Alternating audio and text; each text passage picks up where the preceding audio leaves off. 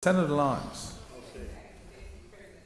Before I begin, I just want to put some more truth around the kind of statements that Senator Canavan came into this place to say today when he skited about the Consumer Confidence Index.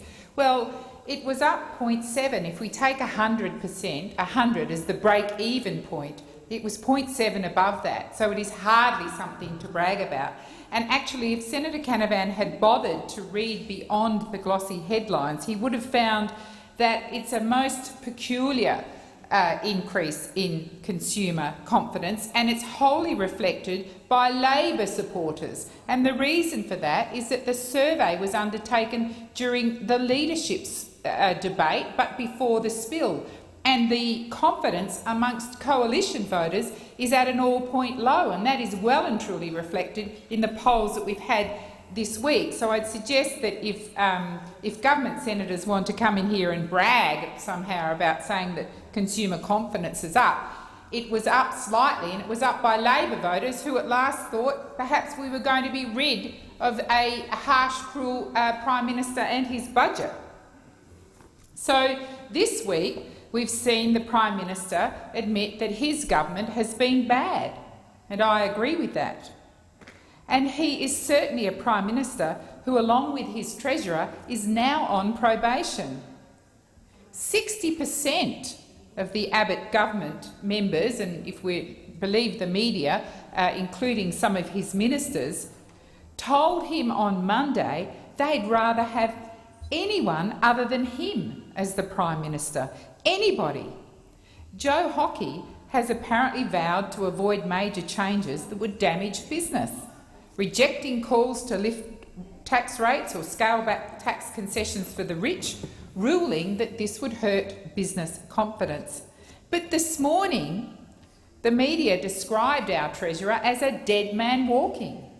So how long will it be before we have a new Treasurer parroting yet another phrase? Really, how much credit can we give a Treasurer described as embattled? The dysfunction, the chaos and the division within the Liberal Party have been well and truly on display this week. They're out in the open and there's no going back. Still, I guess what we can be certain of is that no matter who the leader is, or who the Treasurer is, or whatever role the Foreign Minister might bid for, or how many votes are bought in return for loose, open-ended promises on submarine tenders, or any other leadership secret contender or pretender, the message from the Abbott government is the same, and the policies of the Abbott government won't change, and they are harming business and consumer confidence in our country. The first Abbott government budget was full of damaging changes. Since the election, business confidence is down, along with consumer confidence, despite Labor supporters being somewhat gleeful there might be a change in leader this week. It's down 16%, and it's all as a result of the Abbott government's chaos, backflips and broken promises. And now a warning from the RBA that lower growth is looming. The real and harmful consequences being higher unemployment and more difficulties for young people trying to find their first job. It is the dysfunction and chaos of the Abbott government which is worsening unemployment in this country.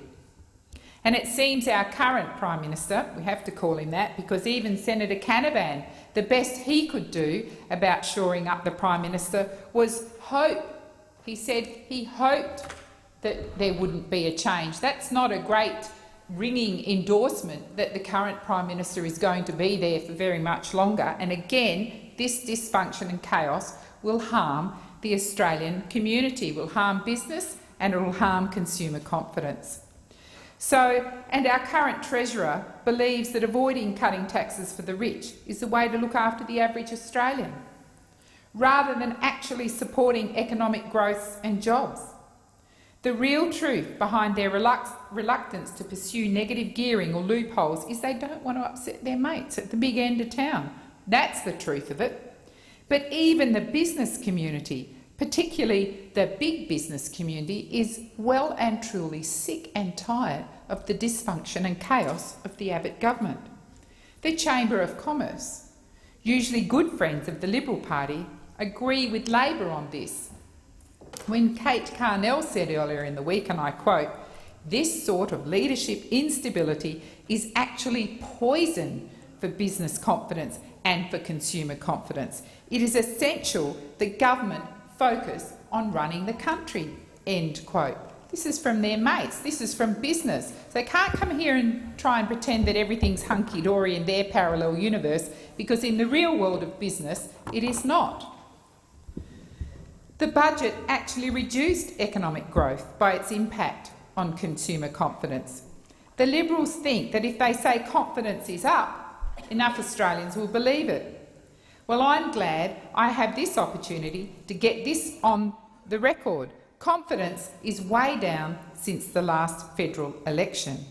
And we have Senator Back in here this afternoon trying to pull down penalty rates. I mean, if the government thinks that by reducing penalty rates on the weekend is somehow going to lift business confidence, they haven't got a clue. And clearly they haven't got a clue.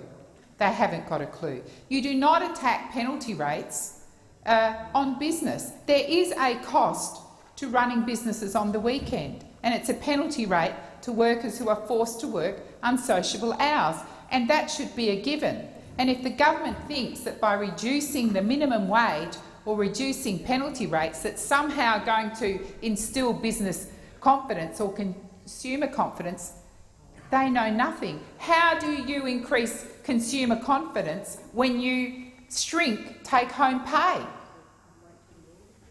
I would have thought that was fairly obvious. If you reduce take-home pay, people have less money to spend in the economy. Not rocket science, but apparently something the Abbott government doesn't believe or doesn't understand, as their attack on penalty rates to say that it'll be good for business continues absolutely unfettered, despite us being told good government starts last Monday, although we are still waiting on that.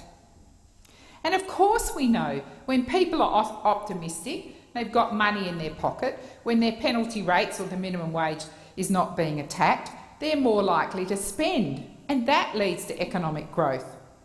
But of course we know when people are pessimistic, they're more likely to save. And I don't know why the Abbott government doesn't understand this. And this is not a government which feeds optimism.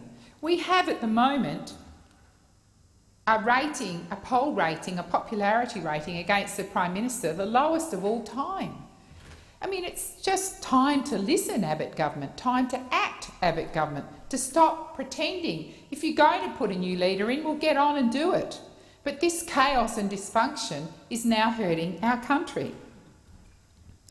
And of course, that has been a consistent trend since this government came into power. And this latest chaos over leadership and the competence of the Treasurer will plunge any last scrap of confidence consumers had in this government even further down. The Abbott government's budget strategy, if you can call it that, it just seemed to attack working Australians, didn't pay any attention to the economy. Again, if you make people poorer, they will not spend money. When you hit everyday Australians in the way the Abbott government did in their unfair, harsh budget, it does impact confidence. We've seen this. And confidence will continue to go down until the Abbott government, or whoever is the Prime Minister, comes to its senses. And this will continue. The damage in business and consumer confidence will continue. Mr Abbott has given Australians a government that can't settle on one economic message, one economic policy, and now they can't settle on the Prime Minister. This is a government that tells us one thing while in fact doing another. It's a government of smoke and mirrors, a government of no substance. The RBA, the Chamber of Commerce, the consumers all tell us confidence is down, along with the polls, who have no confidence at all in this government. Thank you, Mr Acting Deputy President. Thank you, Senator Lyons. Senator Fawcett. Your microphone. Okay, Senator Fawcett.